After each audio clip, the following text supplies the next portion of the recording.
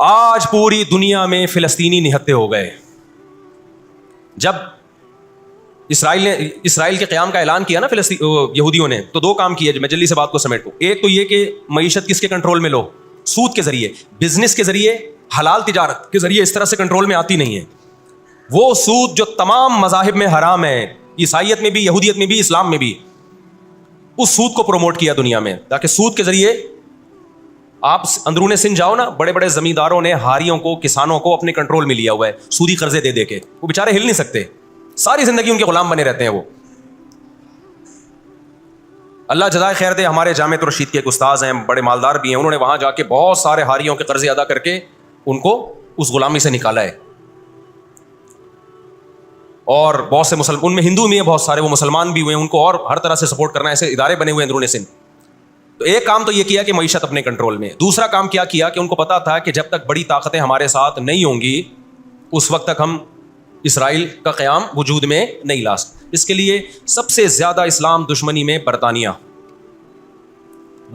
کے ساتھ ایگریمنٹ ہوا. اور آپ حیران ہوں گے, برطانیہ کی اسمبلی میں جب یہ قانون پاس ہوا, قرارداد پاس ہوئی ہے کہ ہم نے فلسطینیوں کو, اسرائیلیوں کو, یہودیوں کو فلسطین میں جا کے آباد کرنا ہے, تو آپ حیران ہوں گے کہ اس میں اس کی سب سے زیادہ مخالفت اسمبلی میں موجود ایک شخص نے کی جو یہودی تھا.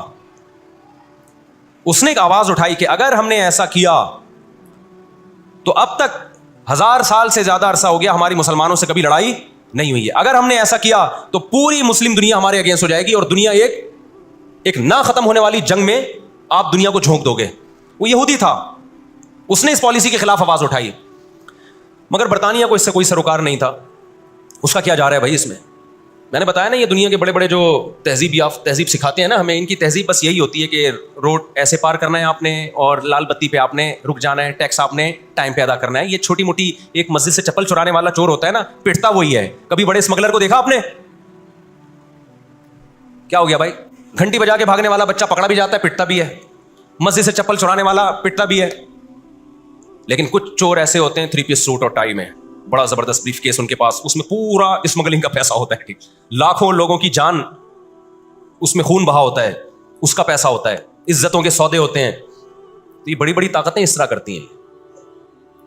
اور کمال کی بات ہے, راحت اندھوری کا ایک شعر ہے نا, کہ مجھے شعر تو یاد نہیں رہا, اس کا مفہوم یاد رہ گیا ہے, کہ ہمارے قاتلوں کو کہاں ڈھونڈتے پھرو گے. ایک شاعر نے تو کہا ہے کہ اپنی معشوقہ کو, کہ ہمارے قاتلوں کا, یعنی ہماری قاتل تو آپ ہو, آپ کی محبت میں ہم مرے ہیں. اس نے کہا کہ ہمارے قاتلوں کو کہاں ڈھونڈتے پھرو گے. وہ کیا ہے کہ ہمیں قتل کا الزام ہم ہی پر رکھ دو, ہم ہی پر الزام ڈال دو, یعنی مقتول ہی پہ الزام ڈال دو کہ یہی قاتل ہے.